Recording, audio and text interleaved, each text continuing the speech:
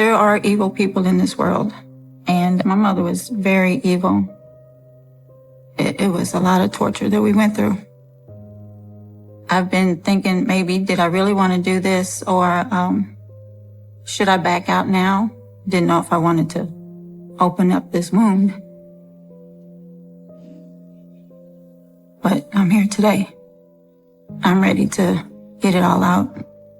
Something I've been holding in for a long time.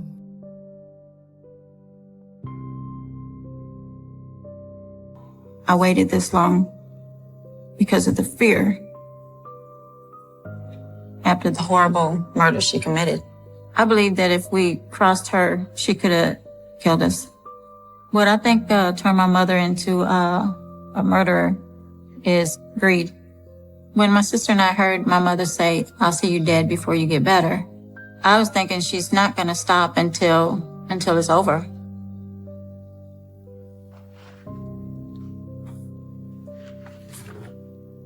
This is a picture of my mother, my father, my older sister, my brother, and myself. Everyone in this picture looks innocent. Like nothing could ever happen. But the one evil person is sitting in this picture, and she took a lot from everybody that's in here. You would have never thought that she was that evil of a person just looking at her. But you had to really live with her and know her to know the evil she was. You're always afraid of something. Living in fear kind of makes you numb. You really don't know how to react to it. These were the good moments. These were the times that my father was in the home where we all felt safe. But it didn't last long.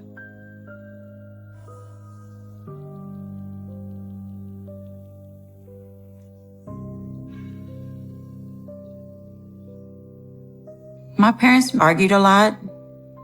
They fought a lot too, physically fighting.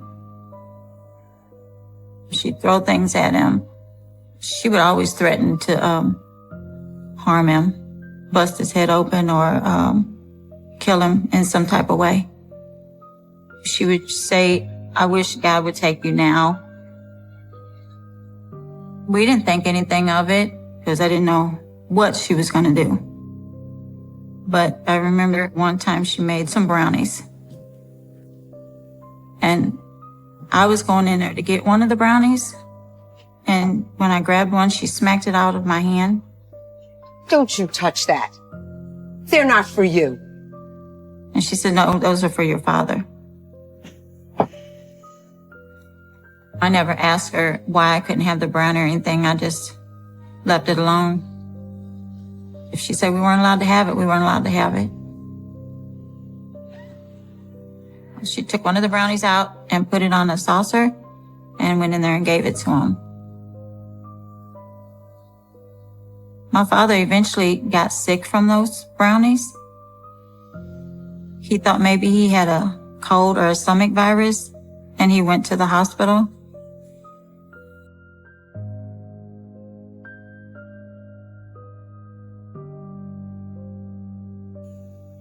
I do remember him coming home and looking under the kitchen sink.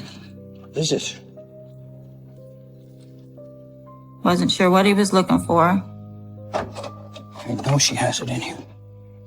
Are you okay? I'm okay. He just said that he was pretty sick and he wasn't feeling good. He didn't let us know what happened. Didn't know until later on as I got older. When he went to the hospital, they said it was rat poison. And not too long after the brownie incident, my father left and my parents were divorced. I didn't know why he just left. This is a picture of my father. My father was a good person. For a while, she didn't let us go see our father. And then eventually we started going with him every other weekend. It broke my heart to see him go. I felt my father was the one that kept us together. He made sure we were all safe.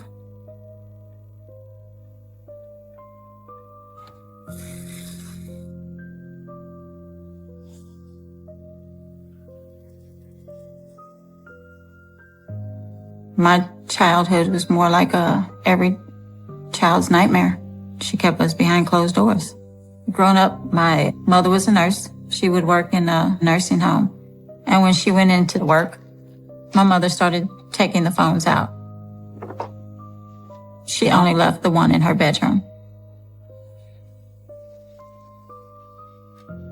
And she would lock it up, so we wouldn't have access to call anybody. This room is off limits. She would put deadbolts on the doors, and she would be the only one that had the keys. Couldn't go to the front yard. Just went to school and back home. That was the only life we had. We weren't allowed to have friends or anything over. She said it was for our safety, but the neighborhood was not bad at all at that time. We were prisoners. This one particular time that my mother had locked us in the house, my sister was laying on the couch. What are you doing? And my brother was checking the back door, the front door, neither one we could open. Then he would go to the window, couldn't even get the window raised because it was nailed shut. And he just said, okay, I'm just done. He packed a bag with all his stuff.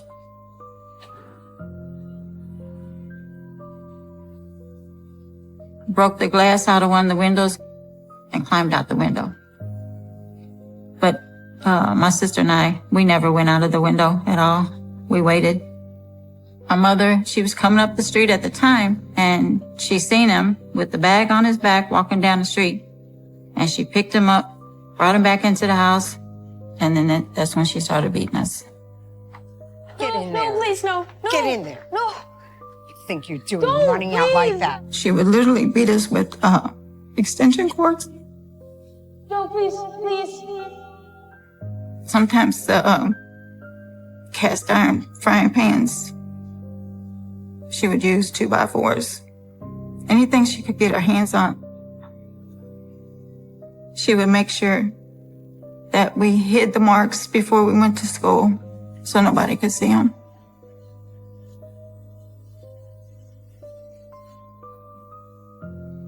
It crossed my mind to show someone, but I didn't.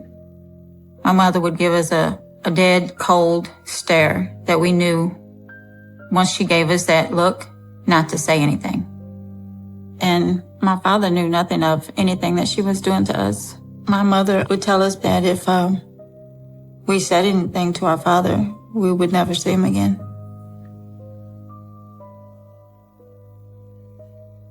So nobody knew anything that went on behind closed doors.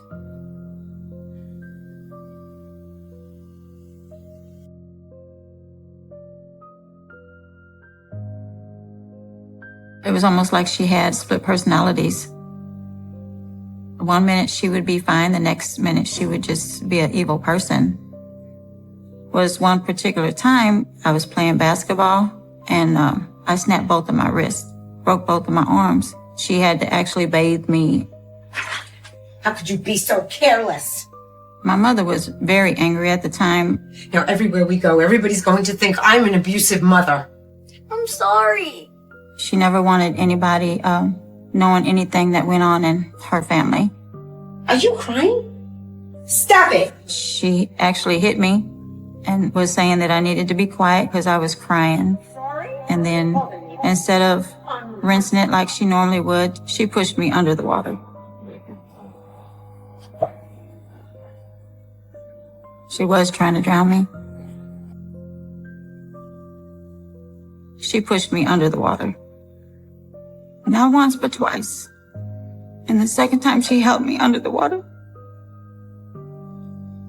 So now I was fighting to get back up. She was holding me down pretty good. I put my arm down in there and pushed myself up. That's how I got free.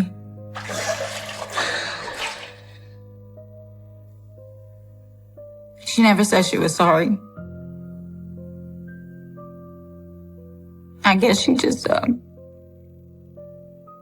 was hoping that I wasn't able to get back up. So after I did get up, I just got out of the tub and grabbed the towel to dry off. And like a day or so later after that, after I thought maybe the cast was dry, I had my brother cut that one off so I would be able to give myself baths.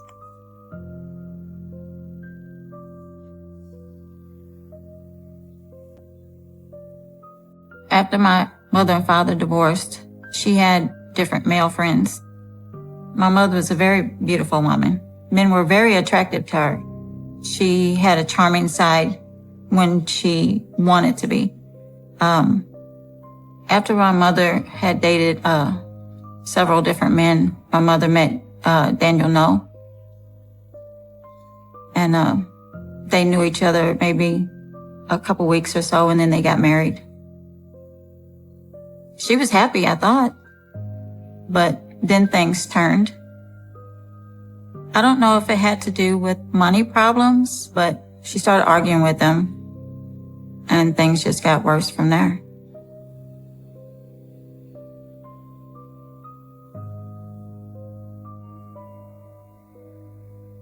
One morning I was getting ready for school, and normally Dan would see us to the door. And this morning he didn't. He stayed in the bed, said he just wasn't feeling well, and he'd see us when we got back home. We just thought maybe he had a cold, a virus or anything. It was like a couple hours into school. They were calling us. My sister had to come and pick us up because something had happened.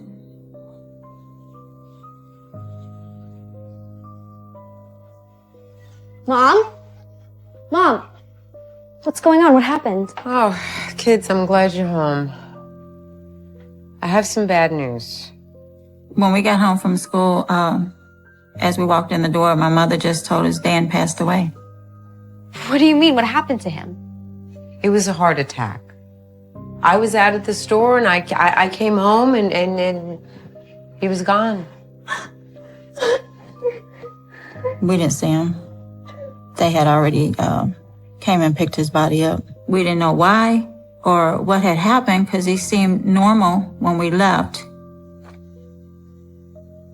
To come home to find out that he passed away, not even a couple hours later, we were all shocked.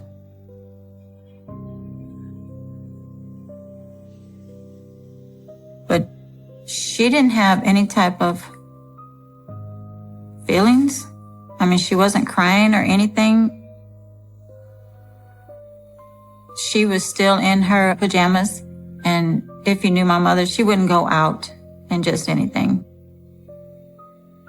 So for her to say that she had went to the store and came back, we knew was not the truth. And then later, she was sitting in the living room calling to see about the insurance. I knew something wasn't right, but we weren't allowed to say anything or even ask any questions about it. We just had to take whatever she told us.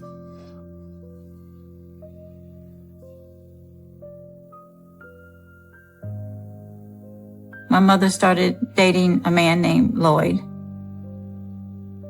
She seemed happy while they were dating. This is a picture of my mother and Lloyd in the backyard. I would consider Lloyd as a father. He treated us as if we were his own. You could see Lloyd was a pretty healthy man. Like, nothing could be wrong. He pretty much took care of her, anything she wanted. I would say he spoiled her. We were happy that maybe finally she was going to be happy. Maybe he could change her. That's what we were hoping for. She had the perfect man. But once they got married, things just started going sour. Look at her how? How do I look at her? Tell me how I look at her. You look How? at her like you want her. One day, my mom and Lloyd were in their bedroom, and you could hear them in there arguing. You do this every single time. Every single time know you're you've doing been this, messing around with it's that all in woman. your head. She knew that he was cheating on her and that she had proof. I have no idea what you're talking about. Lloyd told her that it was ridiculous and it was just a coworker. And when he went to step to go around her, You know, I don't have to stand here and take this. that's when she sprayed him with the bug spray in the face. You're not going to make a fool out of me again. She sprayed enough in there to get into his eyes. I was stunned when I seen her do it.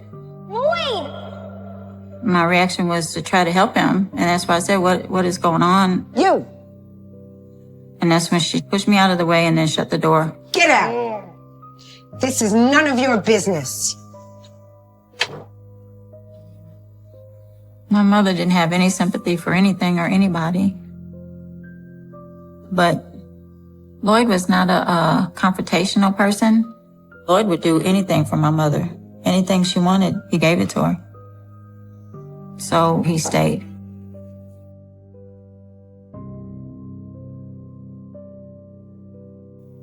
He started having symptoms like cold symptoms and stuff like that. And then he started getting a little weaker. Like he wasn't fighting off the cold.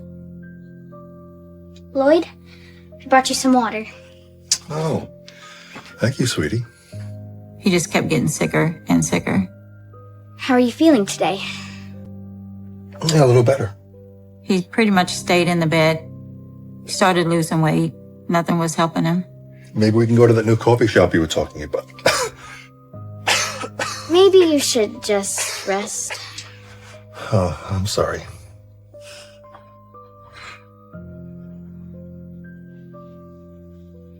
I remember this one time, she had just picked up the medicine from the pharmacy. Hi, yes. I'm calling about the prescription. She called the pharmacy and said that she needed more pain meds for him. The most ridiculous thing happened. I accidentally dropped it down the sink. I know how these things happen, right? My sister and I knew that it wasn't true. She didn't drop them down the drain. She still had a whole bottle sitting on the sink in the bathroom. But we didn't know that she was giving him double of the pain medicine than what he was supposed to be getting. And that was what was keeping him down more. Is there any way we could possibly refill it? You can. Terrific, terrific. But I told my mom Lloyd wasn't getting any better and shouldn't we call the doctor? And she said, no, she's doing everything that the doctor told her to do. I will be there within the hour. My mother was a nurse, so we figured she knew what she was doing as far as getting more pain medicine for him. Okay, thank you. Okay, bye.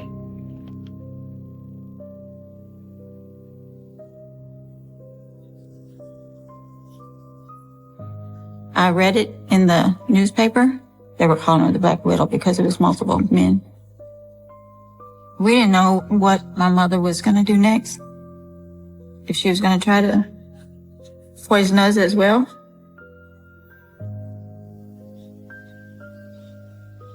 My older sister and my brother were not living with us anymore. It was just me and my younger sister.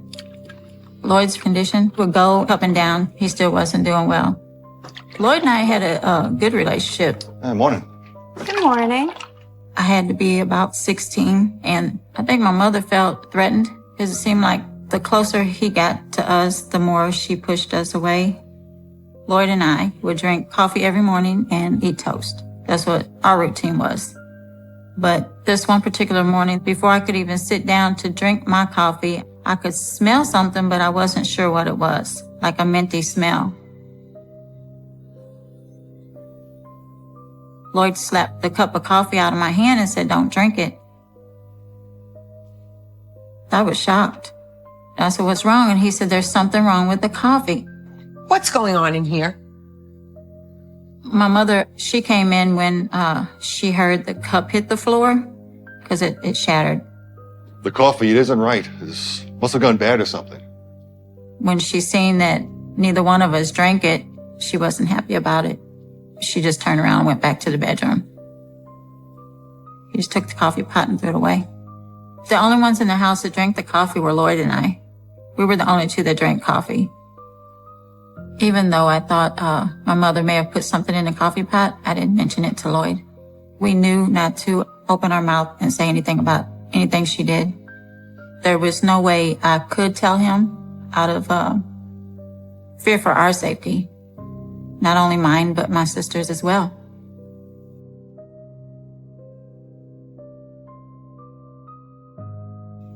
It was cold outside and they were talking about a snowstorm. My mother was reading the newspaper. There was a newspaper article in there telling about to keep the antifreeze away from the animals. If they drink so much of it, it'll harm them or kill them. And then a few seconds later, she sent us to the store to purchase some antifreeze. We figured she was sending us to the store to get antifreeze for the cars.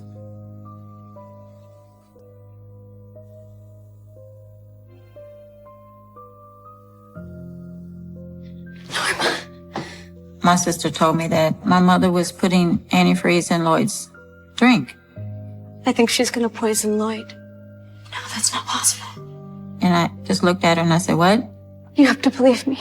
You have to come with me right now. So when she said just watch her when she comes back to make his drink again, that's what I did.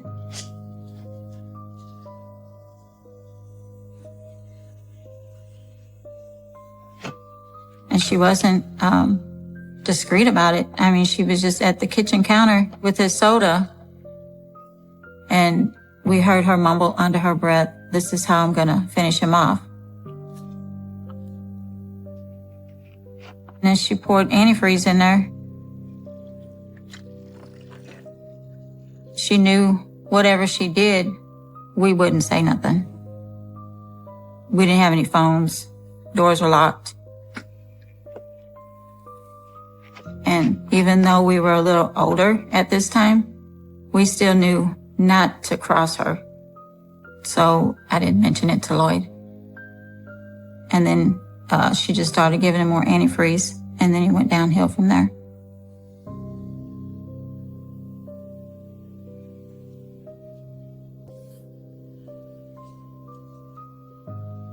This is a picture of Lloyd.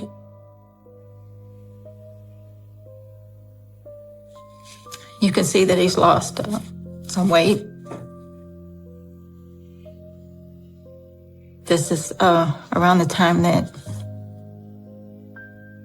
he stopped being able to get up on his own. I don't even know why she took a picture of him like this. I don't know what my mother was thinking of.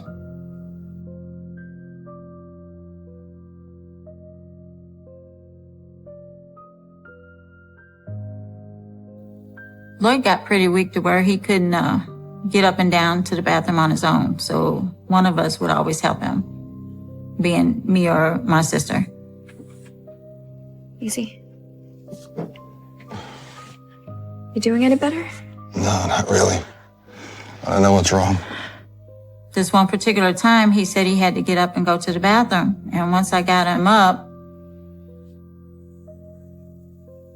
my mom just took the baseball bat that was beside the bed and hit him across his back. I didn't even see her pull the baseball bat out until it actually hit him, because his eyes rolled in the back of his head and he just fell back on the bed. I thought for sure he was gone then.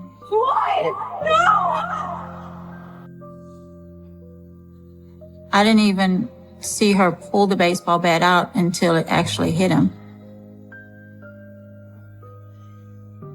My sister and I both hollered when we heard the bat hit his back. His eyes rolled in the back of his head and he just fell back on the bed. I thought for sure he was gone. I was telling her that we needed to call the doctor. That's when she told me, no, nobody's calling the doctor. Don't even think about it. I don't think my mother cared anything about what we saw at this point, because I don't think she thought we would ever say anything against her. She told us to leave him alone and just leave the room. Both of you, out of here. And as we were leaving the room, that's when she told him that she would see him dead before he got better. When she said that, my sister and I just walked on down the hallway. We didn't even say anything to each other. I was thinking she's not going to stop until it's over, until she actually has him gone.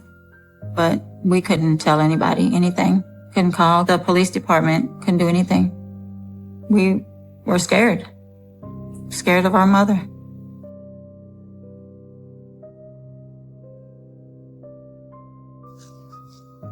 My mother was sitting on the couch, just looking at a magazine, and when we came in, she just said, "Oh, Lloyd is gone," and she didn't say anything else. Lloyd's dead. What do you mean he's dead? She said, "Yeah, he's gone."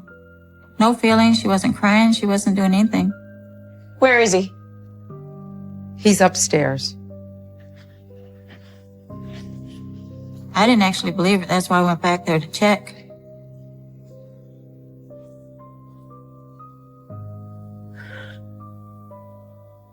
The pillow that was actually laying next to him was actually over his face. My thoughts was she just suffocated him. Just went on and finished it like that. He wasn't in no way able to protect himself. He couldn't even move at this time. Couldn't even raise an arm.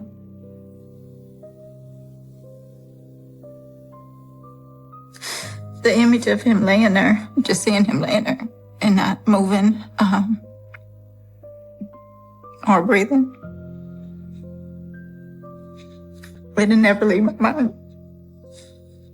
It's always going to be there.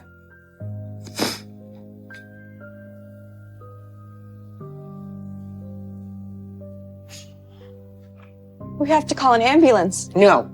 Nobody's calling anyone yet. She wouldn't let us call for the ambulance. She had already cleaned him up and had a electric blanket on him to keep his body warm. So they don't know how long he's been gone. By the time she called the ambulance, he had been gone about 2 hours or so.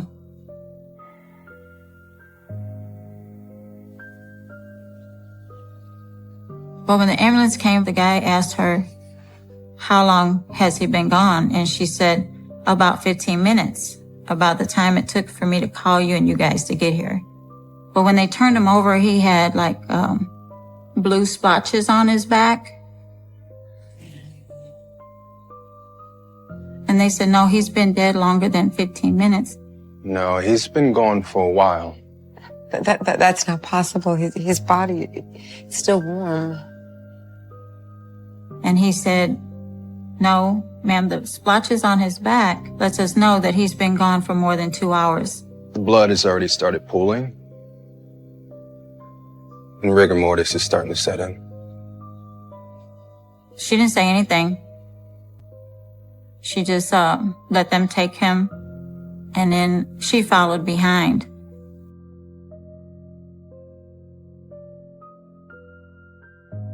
His father was still alive, and he had a sister and a brother. But my mother wouldn't let anybody come. It was just her and us. My mother never cried. She never showed any type of emotion. I felt hurt, of course, but probably more relief for him. So he didn't have to be tortured anymore. And he was in a better place. And we all went back home. My mother just went on like nothing happened. We didn't know what her next move was. You know, she had just killed our stepfather. And acting like she didn't do anything, like nothing was wrong. So we didn't know which way she was going to go next.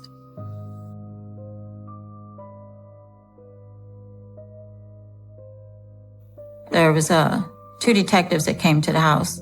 I don't know if they got a feeling that something wasn't right.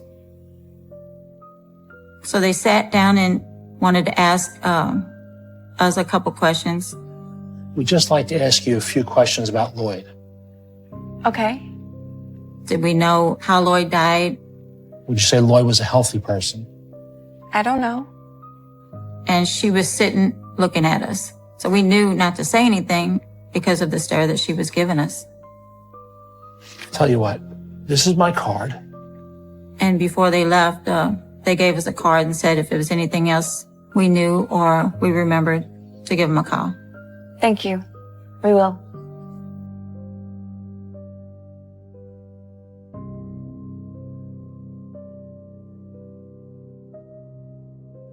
My heart went to my stomach. So I thought, oh God, what is she going to do now? Who's to say she wasn't going to come after us next? We didn't know what my mother was going to do next. If she was going to try to poison us as well.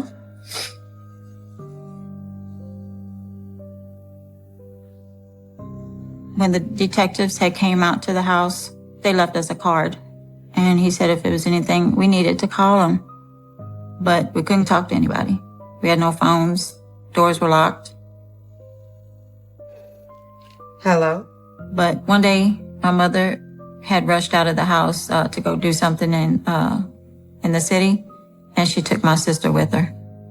Honey, come on. We have to go. We have to go. Come on. When they left, my mother forgot to take the phone out of the kitchen. So I went and got that card, and I called to ask for the detective and told him that I may have the evidence of what my mother used to kill Lloyd. Can you come over? I have the proof. He said, I'm coming right over. I was scared of our mother, and I was just hoping they would hurry and get there before my mother did. If they had it came after she came, I didn't know what was going to happen. Thank you for coming. It's this way. And when he came, that's when I took him to the bottle that had the antifreeze in it. I've seen her put this in his drink. She had it labeled on there, do not drink. That's when I told the whole story. This isn't the first time something like this has happened. That she had been giving him antifreeze over a period of months, trying to kill him. You did the right thing calling us. And then they took us down to the police station.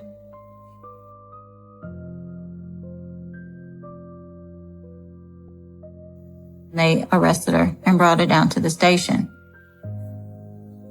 But the only evidence the detectives had at the time was my word and the bottle, because Lloyd didn't have an autopsy or anything. They said that they had to let her out. It's all kind of up in the air right now. But didn't you talk to my sister already? When they told me my mother was released, my heart went to my stomach. So I thought, oh God, what is she going to do now? I'm sorry, Norma. There's just not enough concrete evidence to hold your mother. I knew she knew, or she had to know that I said something. You can't let her go. She's going to figure out I called you. I believe that she could have really harmed us, maybe even killed us. Listen, Norma, don't worry. We're going to take care of you. Nobody's going to get to you. So they took me out of the home and took me down to my boyfriend's family's home. And that's where I stayed.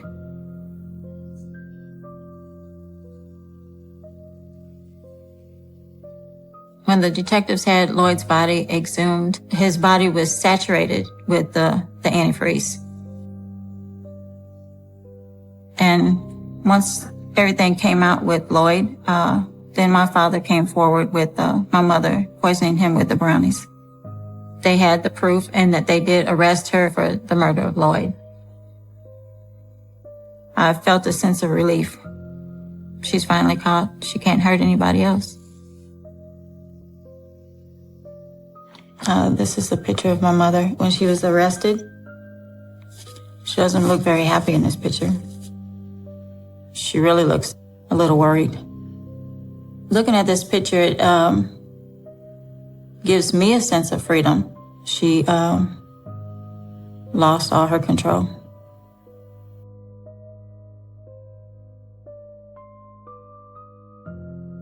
It was a big relief off of my chest. She's never gonna come home.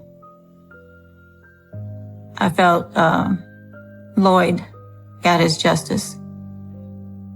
But Dan's family had them exhume his body, and they found out that Dan had died of natural causes. I don't believe it. I believe she did have something to do with it. But we'll never know.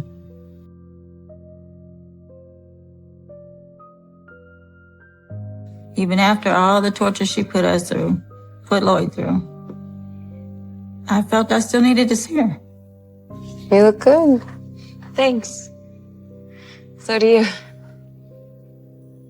I was hoping maybe she would at least come out and tell the truth about what she did. I have to ask you. I don't know how many times I have to tell you it wasn't my fault. But the whole time, she was still saying she didn't do it. She didn't want to say anything about it. I'm not talking about this any further. But I had to get up and use the restroom. I'll be right back. And I had a soda that I was drinking. I left the soda can sitting on the table, and when I came back and drank some, I got real dizzy, real lightheaded. Something wrong? I thought she had put something in my soda while I was in the restroom. Is everything okay? So I said, no, I need to go ahead and go. I went to the emergency room and told them that I thought I had been poisoned, but nothing was found in the blood work or anything. Everything was okay. And they said that all I had was a panic attack. Even though the hospital told me nothing was wrong, I still felt that my mother had put something in my drink while I was there. And I was still thinking, how could it be a panic attack when it didn't happen until after I drank it? I just couldn't shake it. I couldn't stop thinking about it. So I knew then that I was never going to go back. That day was the last time I saw my mother.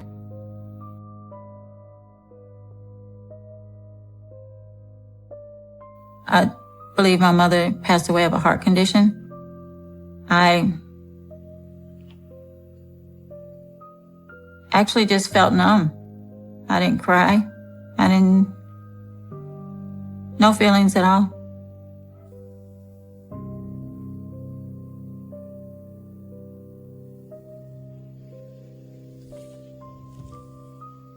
This is the way I choose to remember him.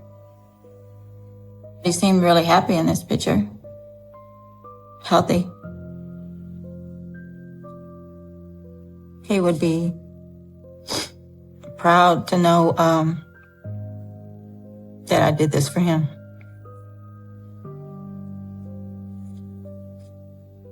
Just to let people know the true story behind it. I made a promise to him to make sure I always took care of people. So today, because of Lloyd making that promise to him, I work and take care of the elderly in nursing homes. I make sure they're safe, make sure they're well taken care of until they go to peace. That's what makes me a stronger person. I just keep picking myself up and keep going. I think Lloyd looks to him.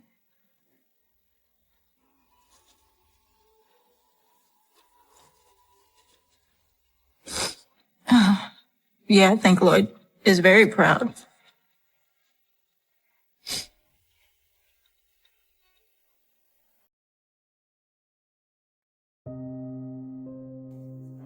What did you feel when you pulled the trigger? I felt powerful. But like, I don't know, I shouldn't have cared about them. I tried to prevent this. I explicitly warned people. I feel like I was jumping up, waving red flags, hair on fire, help me, help me. He's a danger to himself and others. Can you show me how you held the gun? That sounds like that. I was afraid of my son, but nobody would listen to me. I prayed for guidance. I prayed for a miracle. Where do you go when nobody listens? This is a picture of Michael when he was first born. He's so tiny. He's so tiny, so brand new. I had 2 boys, 13 and 6. I wanted a girl. But Bob was really excited about having another boy. The other 2 boys, they were always very supportive with him and took their duties as big brother very seriously. And we were all very happy to have him in our lives. He was a blessing. I never expected to have any issues. I expected it would be very similar to the experience we had with our other 2 boys, and everything would be smooth sailing. That was not to be.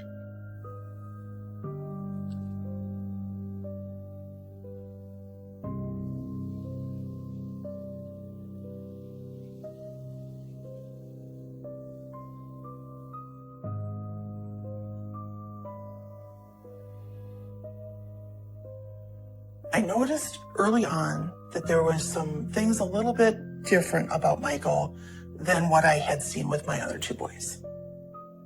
When he was actually at a daycare and I was working, he liked to just sometimes harass the other children and the daycare provider to see how far he could push. He would want to escape the house, or at nap time, he would go around, wake up all the children, and then when he had all the children awake, then he would lay down and take a nap.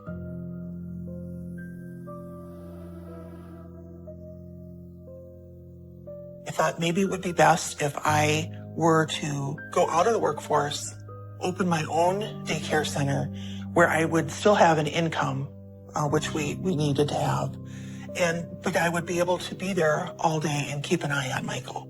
Oh, hey. You need some more milk? Get you some more milk, sweetie?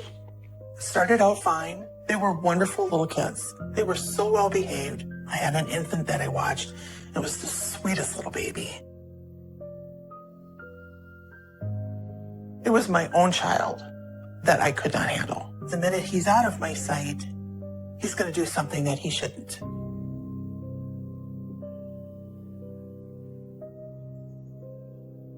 And I went, I think, in the kitchen to heat up a bottle, and Michael climbed up in our armchair, and he was standing on the arm of the chair. And I thought, he's going to jump on this baby. I think his intent was, I'm going to disrupt this and get the attention of my mom.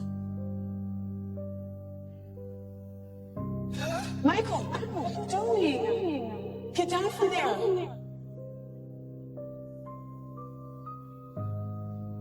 My thought was, this is too dangerous. There was no doubt about it. The baby would have gotten hurt. And I could not take that risk. Honey, what are you doing? Nothing. Well, why did you climb up there? Were you going to jump? No. I had to close that daycare because I could not handle Michael. Why don't you go upstairs and play by yourself for a little while, okay? I could never let my guard down with Michael. Ever.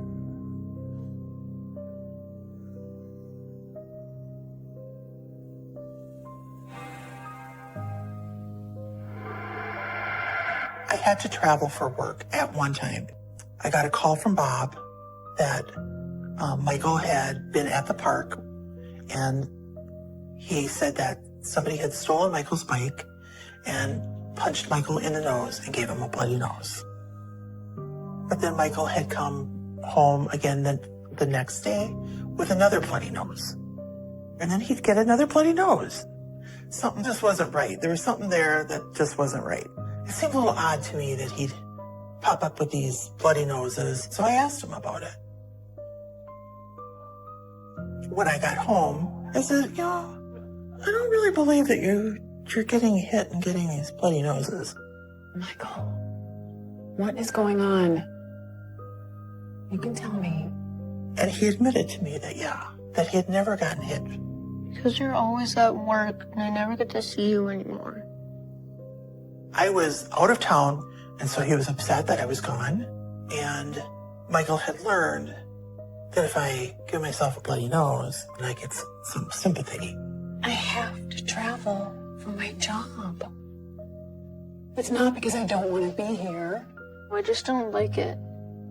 I just thought it was very odd that he would do that kind of a behavior to get attention. But I talked to him about it, and it never happened again. So I didn't see that as a red flag.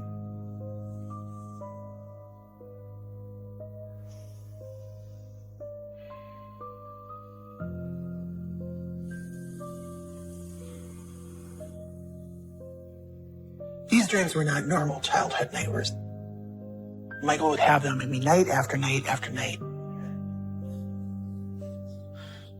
He would wake up in the middle of the night, and he would come into our room.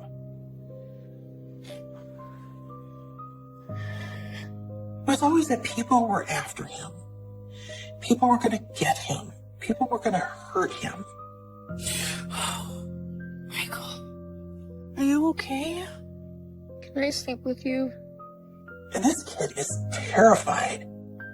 Made me feel really sad that this little boy is having these horrible, scary dreams. Did you have another nightmare? They were trying to get me. Who's they? Okay, get in. He'd come in and just crawl in and sleep next to me.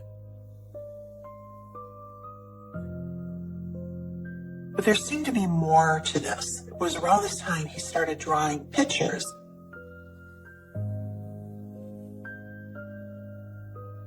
He would sit in the living room and he would color. What are you doing? You've been drawing for a while. I'd ask him, "Oh, what is this that you're drawing?" They were people with knives, and the knives would be like dripping blood, and they were going to get him. They were after him. What are these supposed to be? And he'd tell me, "Well, this is what I dreamt about last night. This is the person that's chasing me." Are all these pictures from your dreams too? And he had to do things to protect himself.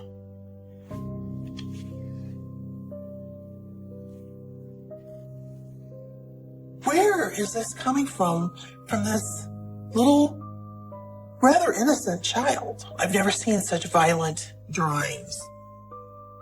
It just was unreal. He would continue the drawings for years. And the nightmares continued for many, many years. But I had talked to the doctors about it, and they said, well, some kids just have nightmares. So we tried not to make a big deal about it. But I never understood where the violence came from.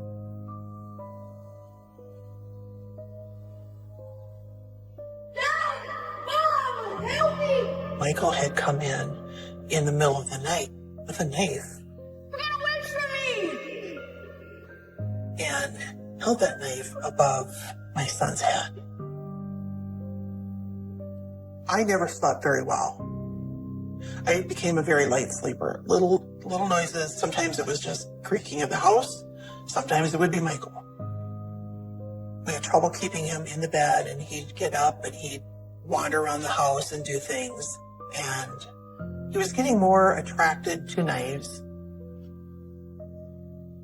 There was one night I heard a noise in my room. And when I woke up, there was Michael sitting on my bedroom floor with a bar of soap, and he was cutting up this bar of soap with a knife. Michael! It scared me that he's got a knife and he's doing this in the middle of the night. What are you doing? Playing. I just kind of slowly got out of bed and walked over to him. Honey? Michael? Give Mommy the knife. Sweetie?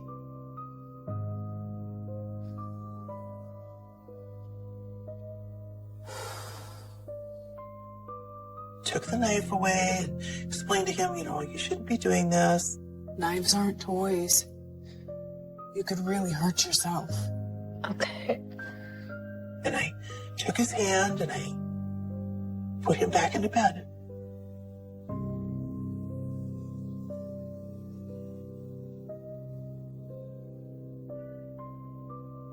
And then there was one morning I woke up and all the kitchen chairs, they had a plastic covering on them. And he had taken a knife and just poked holes all over these chairs. You could see little slices in all the seats. Honey? Again, it was a middle of the night activity that he had done. Michael, come in here. Why would you do this? And he's like, I don't know, I just did it. I don't know why. No reason? I have a feeling that he woke up from his nightmare and this idea of somebody chasing him with a knife was in his head, and he got a knife and he acted out some of the things that he had been dreaming about. Honey, we talked about this. You're not allowed to play with knives. And so we had to take all the knives out of the drawers. We put them in a special container so they were really hard to get to. Made sure all the knives were taken away. Why don't you go get ready for school? But there was like 2 knives in this one drawer. I hadn't even thought about the knives in that drawer.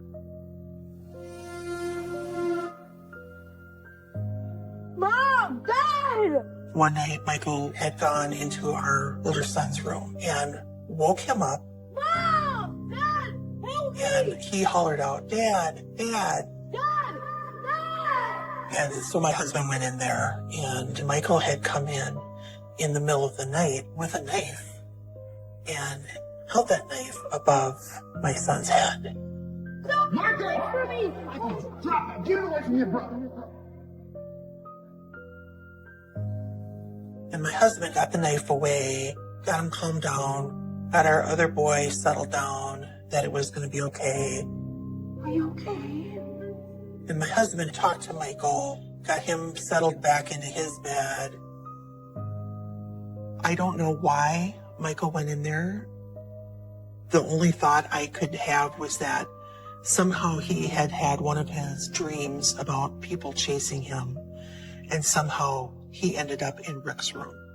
We were afraid of what could have happened, and kind of realized now we need to really protect the people in the house too.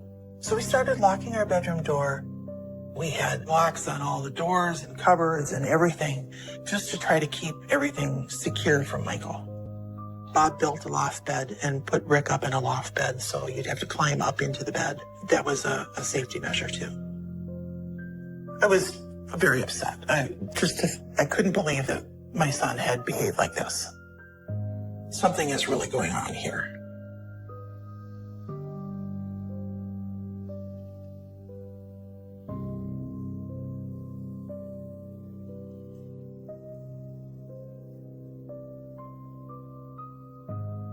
The behavior he was showing was a huge red flag.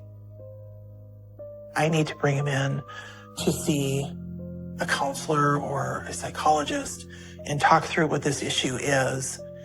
But I never felt like we got any answers. Oh, his behavior is so abnormal. A kid at this age experiences a lot of developmental changes in a very short amount of time. They didn't think that he was a child that had some troubles. They thought he is just a troublemaker. They could put him on medication, see how he does on medication. Look, I'm sorry to say, but those are your only options. I think one was Ritalin, one was Adderall, but he turned into a zombie. Oh. What I was looking for was some parenting tips, maybe better ways to discipline him, things that I could do to improve his behavior. There's nothing more I can do. And he said that I was being a bad parent. Now, if you'll excuse me. And that Michael needed to be locked up. And I was dismissed. I was so angry and I was so frustrated. What am I supposed to do now? I need help. I can't just go lock up this kid. I should not have let him dismiss me the way he did. I should have advocated more. I should have stood my ground and advocated more for Michael, and I didn't. And I regret it.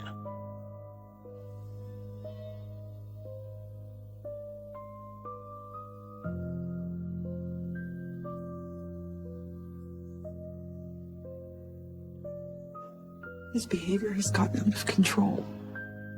He had thoughts about hitting her in the head with a hammer. I'm afraid of him. He might have these thoughts about me. One day, Michael was out playing, and someone came to the door. Hello? Mrs. Swanson, this is the last straw. The neighbor told me that Michael had a knife, and he was threatening another child with this knife. Your son threatened my child with it. I'm so sorry. Now it's gone from inside of our house. Now it's outside of our house. Next time, I'm calling the cops. I'll deal with this. This won't happen again. I am so sorry. Michael? He was very cavalier about this. It was like, oh, Mom, it's no big deal. I didn't really mean anything about it. It's going to be okay. Don't worry about it, Mom. What the hell has gotten into you? What's the big deal? I was just playing around. Knives aren't toys. We've talked about this. Well, he was never really very remorseful. When he would get caught doing things, he was more sorry that he got caught than for what he had done. We recognize that there's something not right here. You know what? This has gone too far. There's something wrong with you. Whatever. Michael! Michael!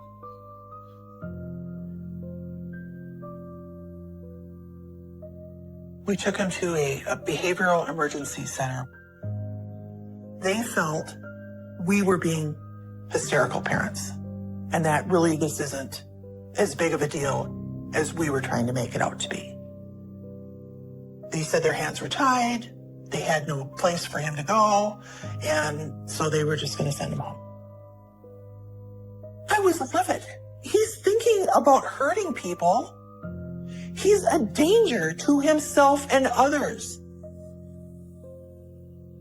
Nobody cared.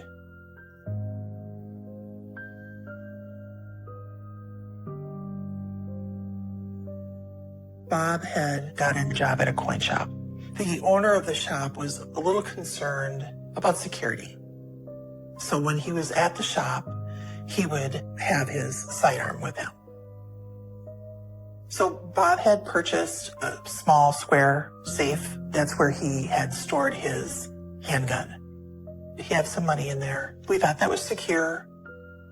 But one day, Bob went down to the safe to get some of the money out that he had in there. And found that the money was gone and that somebody had touched the gun. It had a little laser light thing on it, and they had left that on. So we had confronted Michael with this. We had Michael sitting at the kitchen table, and Bob was grilling him for a couple hours in that chair. I said don't play stupid with me. What are you talking about? And the kid is not saying anything. He's just like, I didn't do anything, just denying everything. All right, Michael, why don't you tell me where the money went? Because we both know it didn't just up and walk out of the safe. Like I said, it wasn't me. And Bob is like, I know you took this money. I know you did this. And Michael's like, no. But finally, Michael said, okay, yeah, I did that. Fine, screw it. I took the money, okay?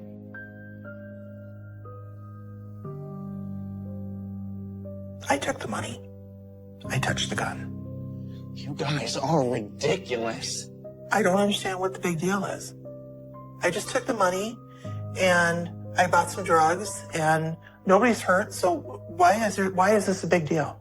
I think he was motivated to get the money, didn't know that there was that gun in there. And then when he saw it, he had to touch it.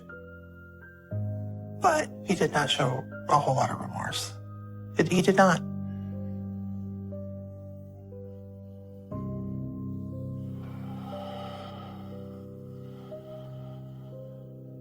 Michael?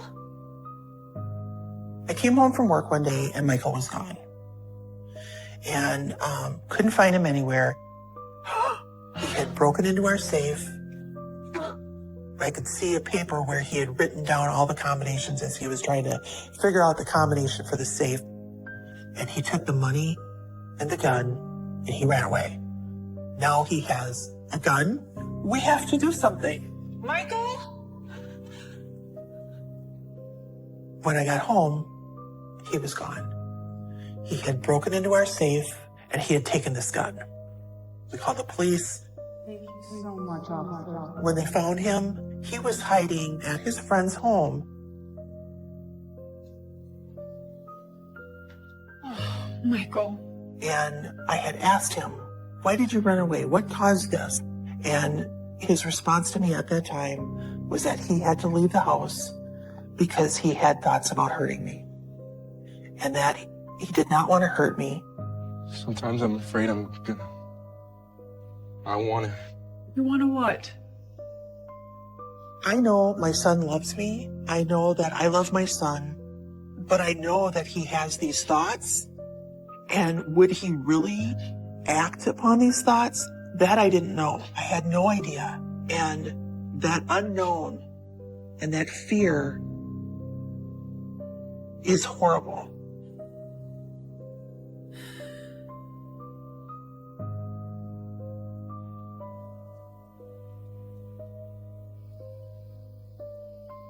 Bob was at the cabin. Both of my older boys were out on their own. I was home alone with Michael. I locked the bedroom door, and I remember laying in that bed, listening to every creak of the house, wondering, is he coming after me? It was scary. So we took a really large wrench out of the garage, and we actually had that next to our bed. In case he were to come into our room, we would have something. That is a horrible thing to think that you need to have something to protect yourself against your son, just in case. If he came in our room at night and we felt like we had to hit him with that wrench, could we have actually done that? I don't know if we could have actually done it.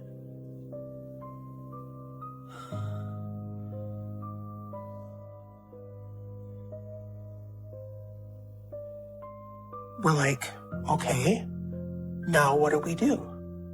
The police liaison officer that found Michael felt that he really needed to have a 30-day evaluation where he would be in like a group home.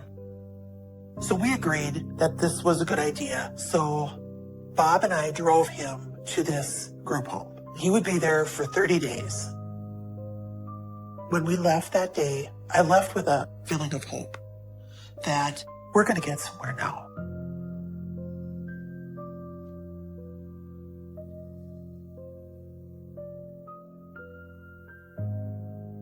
They called me and they told me that they had an incident with Michael. Listen, I wish there was something I could do to help. But given the events that have taken place, your son is too much of a risk. Michael had gotten upset with a counselor. He had taken a fire extinguisher off the wall, sprayed it at a counselor. Plus, they said he threw the fire extinguisher when he was done, so that was assault. Michael has been antagonizing our staff since the moment he's arrived. She said they did not feel that they could handle him there. We have no other choice but to discharge him from the facility. She said that we let this child hit rock bottom and we should remove our parental rights and just let him fall to the bottom of the barrel. And he was 14. I was a wreck. You don't just let a young adolescent kid fall to the bottom and not do anything because you don't know what to do. There should be hope for this kid. Is there anything that we can do to reconcile the problem? If I were you, I'd turn him over to the system. I told her I would do anything. This is our lifeline. We're desperate. I don't know what else to do. And if you take this lifeline away from us and just send us home, What do we do? What do we do? I'm begging you, please, keep him here. We've done what we can. And she just said, I'm sorry. There isn't anything I can do to help you. You need to take your son and leave. These are his discharge papers. Good luck. And that's what we did.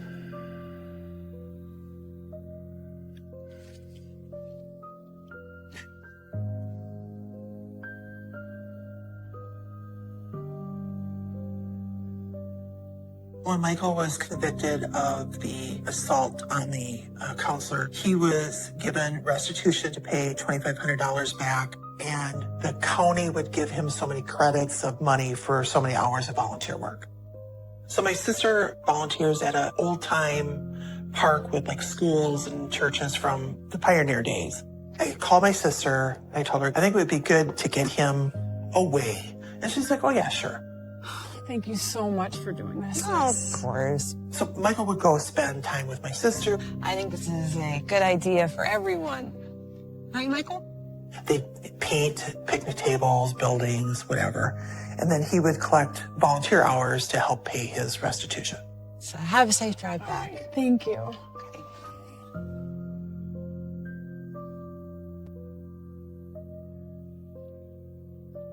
My sister had been trying to get a hold of me. She really needs to talk to me. When I met with my sister, Michael stayed in the car and she was visibly upset. I really wanted to help you guys out, but I just don't think I can handle this right now. She had told me that he had stolen money from the place where they had volunteered. He denied it. She searched his suitcase and found the money. His behavior has gotten out of control. And then she said she went to open the trunk of her car and her husband's gun was in the trunk. Only person that could have put the gun in the trunk was Michael. Everyone is scared of him. And her keys for the car were missing. And her cell phone was missing. Now she's scared. She was afraid he had thoughts of hurting her. I shouldn't have burdened you with him. I'll figure this out. I was very concerned to think that he would even think about hurting my sister. She's so good to him. They're so close. I thought that he could have hurt her just as the tears she must have been alone out there with him.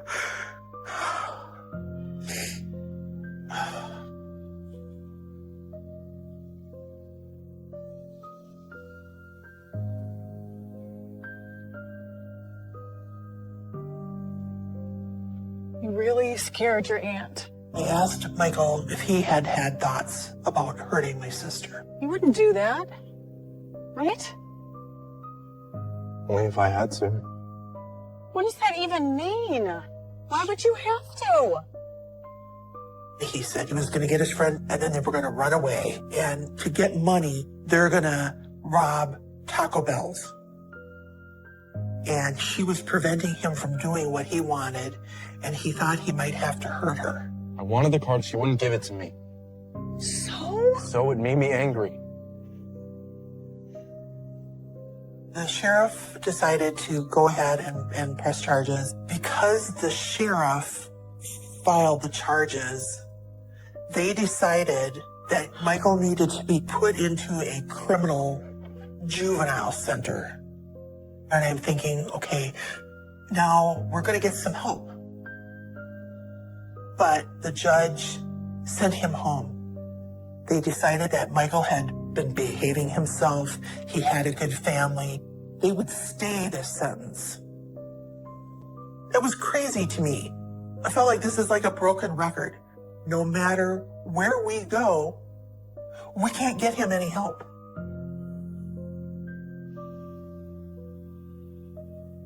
He was really well behaved. He did really well in school. He got a job. It was good to see that he's moving on and growing up. It's like a new chapter starting. He was a sweet, caring, loving kid.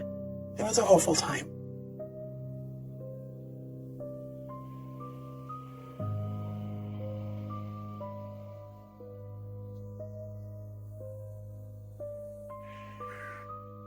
The morning that Michael had disappeared,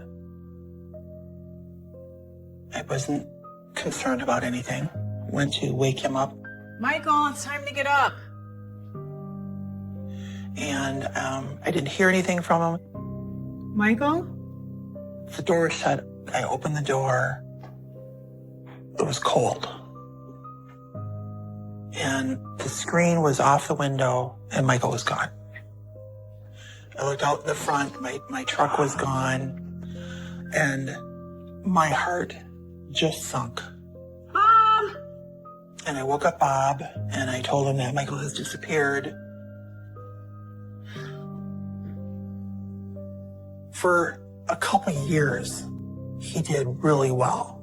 But I think it was a mother's intuition. It was a feeling like this time it was different.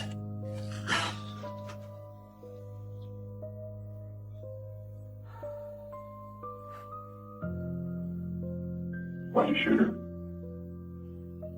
I was just thinking, like, well, the police are gonna get called eventually, but if I shoot her, it's not gonna happen right away. We stayed at the house, trying to figure out what was happening. Well, are you sure it was him? I mean, couldn't it be someone else? My father-in-law said that somebody had broken a window into the cabin, and Grandpa had realized that guns were missing. We started to panic. Is this kid gonna come back to the house now that he has a gun? What are you doing? We've got to protect ourselves. Bob had his pistol because he wanted to be armed in case he needed to defend us against Michael. He's talked to us about having thoughts about hurting us. Is he now going to come back and hurt us? I'm gonna call the cops. Just call me if you hear anything, okay? I was watching the bank account to see if there was any more transactions coming through to get an idea of maybe where this kid was headed. I got a bad feeling about this.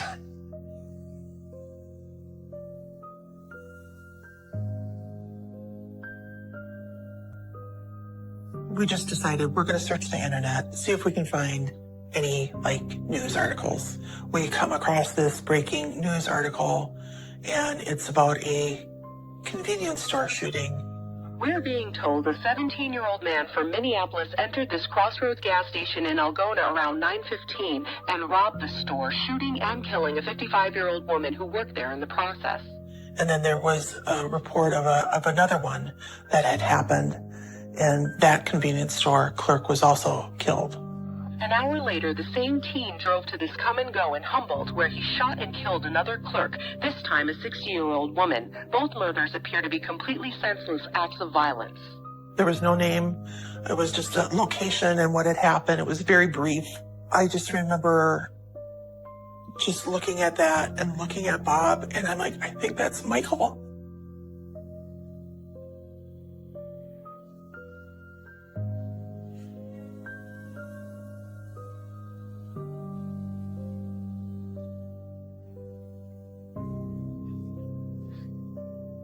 And it was the same officer who had been at our house the day before when we reported Michael missing. He told us, he said, I am so sorry to have to tell you that Michael was involved in some shootings. He killed 2 women in a robbery attempt at a convenience store.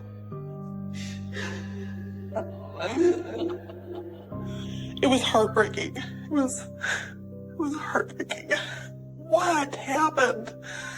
What caused this? I thought I was going to have a nervous breakdown. I was so upset. I could not stop crying. My thought was that the cops were going to find Michael. He would point a gun at one of them, and they would shoot him. But they were able to arrest Michael in a neighboring town. We saw footage of Michael being escorted to the courthouse. And the footage was very odd, and he was kind of laughing. I knew when I saw that video that he was not in his right mind. And then we were told Michael had confessed to what he had done. Can you show me how you held the gun? That's something like that. Okay. What happened to her? Hit her in the face when she fell and she smacked her head on the desk and then I walked out.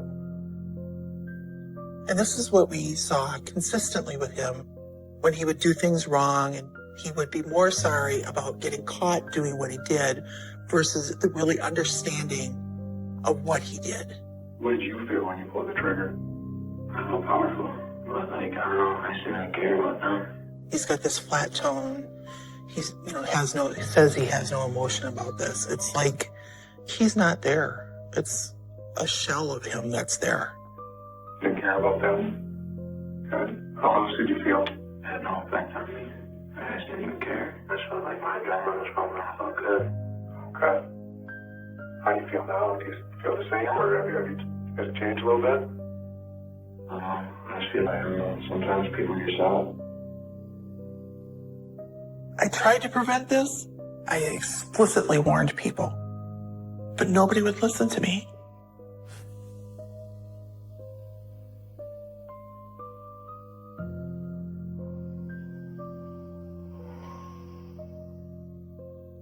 The verdict of this jury is as follows. We find the defendant guilty of murder in the first degree, signed foreperson. He's laughing. Yeah. Totally odd. Just totally bizarre. They thought he was a psychopath. I don't believe that's true. He told me that he was so self-conscious and everything of all the cameras being on him. All he could do was just laugh about this. But I don't know if he really gets the whole impact of what a death is. That they're gone forever.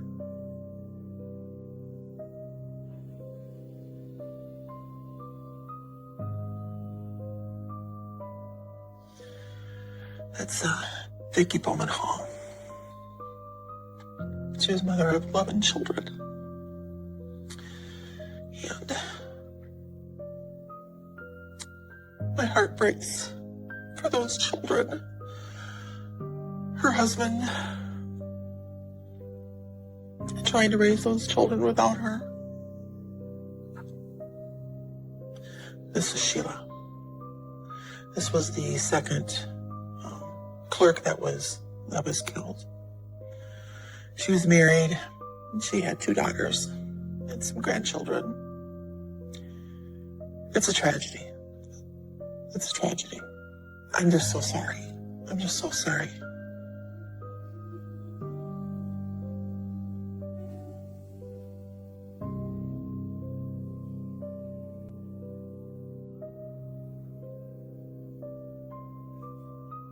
How did we end up here? I blame myself. I failed my son, and I failed these women, and I failed their families. I failed to get him the help he needed. I went through a period of time there where I just didn't know if I was going to go on. I was very suicidal. It took a really long time to try to get back to normal. I spent a lot of time at church. We tried to just gather up our lives and try to carry on. We've kept close contact with Michael. We keep in touch with him on the phone. We visit him as often as we can. I hate what he did. I am ashamed of what he did, but I'm never going to stop loving him. I understand he needs to be punished for this, but he's my son, and I have unconditional love for him. I'm his mother. Family's family.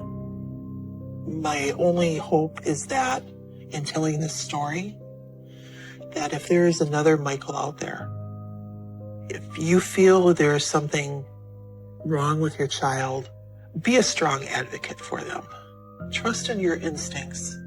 Don't let the doctors and professionals push you aside. Be stronger than I was and just keep pushing. We saw the signs, and this is everything I was hoping wouldn't happen.